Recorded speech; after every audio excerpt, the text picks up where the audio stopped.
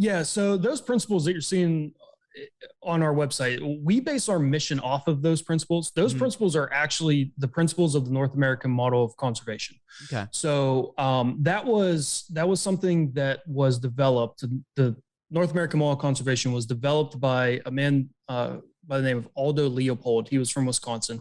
He's the if, he's basically the father of wildlife biology. So if you ever talk to someone that has any sort of wildlife biology degree, Aldo Leopold was the person who actually started that program at the University of Wisconsin. That was the first one ever. So we base our mission off of those principles. With wildlife held in the public trust, basically what that's saying is we will not look at wildlife the way that Europeans look at wildlife. Hmm. In Europe, if the animal is on your property, you own that animal. And that's not the case in the United States. So in the United States, the wildlife is owned by each individual state. And the states are supposed to work together a little bit, right? Because animals, they don't know, they've never looked at a map, Yeah, right? they don't recognize state lines. Because again, I'm going to go Pacific Northwest. Like, if you have a certain herd of animals up north in California that also border on Oregon, and they go back and forth, yeah, the states have to work together. Like, no duh. As long as it's not on fire. Right. And, they don't know that, hey, I can't cross this line or I can't cross this road or whatever. Like they go wherever they want. So it's states that own them. And it's states that set the regulations for hunting and for how to care for those animals, whether you can hunt them or not. And then whatever state you're in, then you have to abide by those rules, right? All right. Then we have prohibition of commerce of dead wildlife. I'm assuming that's trophy hunting. No, actually, it's not. Trophy hunting is fine, right? There are a lot of hunters in America that trophy hunt. When we think of trophy hunting, we think about like Africa paying. You think of Cecil the Lion. Yeah, right. Yeah, that dentist got his career run through the mud. Okay, what's your thoughts on that whole story of Cecil the Lion? Because I have my thoughts. I want to hear yours first. I'm interested. All right, so I am in support of each and every single legal hunter in the world. If you are hunting legally, I will support you until the bitter end. As mine. If you are the guy that shoots something that they are not supposed to, then you are no longer a hunter, you're a poacher. And I am 100% against all poachers and will actively call out social media, in person, whatever. I don't care who you are. If you're a poacher, I'm calling you out on it. And I am not that person. That person does not represent me at all. I get that guy paid, upwards of $30,000 to go to Africa and shoot a lion. While that's not for me, I'm not going to do that. One, I don't have the funds to do that. And two, I don't have an interest in going to Africa to hunt any of those animals. I support trophy hunting in Africa because it does a lot of good for conservation and does a lot of good for the villagers that live over there as well. The problem with Cecil the Lion was that Cecil the Lion was living on a wildlife refuge that was closed to hunting. He had a GPS collar on, and this guy and his tracker, his guide, they call them trackers over there, they knew they weren't supposed to be over there. They knew that they weren't supposed to shoot that lion, yet he did it anyways because he was coming to the end of his hunt. That turned him into a poacher.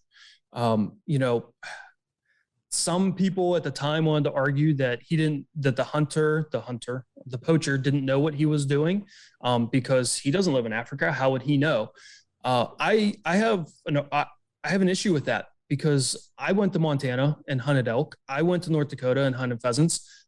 I knew where I was allowed to go. I knew where I wasn't allowed to go. Right. In Montana, I had a guide. The guide guided me, but overall, it's still my decision on whether I pull the trigger or not. The guide can't force me to. So there has to be some ownership on that person as well, even if you're just a guide or even if you're following a guide. So yeah, whatever, barring bodily harm, whatever happens to that guy, I'm okay with. Okay. Yeah. All right. That's fair. I mean, I trophy hunting, I prefer traditional hunting, right? Hunting the feed, like the hunting you do. I'm not necessarily opposed to trophy hunting as long as the answer to the question is, where's that money going? What's that money for? Like, if it's going to pay $100,000 to kill something because you want to kill it and just not do anything with it, it's like, okay, like, there needs to be a reason. Like, for me personally, legally it might be fine, and that's fine. I'm okay with that. But, like, for me personally, there needs to be a reason for why you are actually killing the animal. Like, and you need a valid reason. And if you don't want public outcry, don't name the stupid thing. Don't name the animal. Because don't forget, Cecil the Lion had a brother who also got paid to get killed. They didn't name him, and the media didn't care. So don't name the animals. That whole term trophy hunting, it's a very gray area, because there's friends that I have that would consider my hunting to be trophy hunting. The way Personal I go trophy, out, sure. Well, yeah, I mean, but even do you hang like the antlers or feathers and you stuff them? I do. You stuff them taxidermy? One, only because I've only shot one big enough that I would consider, paying $250 to hang on the wall that way. Yeah. The idea is, like, I have friends that they consider themselves meat hunters. A meat hunter is someone that shoots whatever's legal for the meat, right? And that's great. That's one way you can go about hunting. That's awesome. On our property, we're trying to manage the herd a little bit better. We're trying to allow especially whitetail bucks to get a little bit older. Yeah. That way it's not nothing but young bucks that run around. And with that comes larger antlers. So some of my friends look at me and like, oh, that buck's legal, but you're not going to shoot it. You're trophy hunting. I look at it as selective hunting, right? I'm selecting which animals I'm willing to shoot. And it's from a management aspect. It's tough. There's a lot of gray area in that, even within our own community, of what's acceptable, what's not. I look at it as hunt your hunt. If you see an animal and you're like, I would be happy, that would satisfy my goals for my hunt, by all means, go ahead and shoot that animal. If it doesn't, because you think it's too young or it's too small, hey, that's fine too. I'm okay with that, right? Yeah. As long as it's within the regulations and the rules and legality, and it's ethically, as far as like hunting ethics are concerned, as long as it checks all those boxes, sounds good to me. Your decision is good for me. That second principle, to go back to that second principle though, that prohibition on comments of dead wildlife, the reason why that's in there is because of market hunting. And that is another clip in the books. Thank you so much for watching. I'm actually really happy I got to ask about Cecil.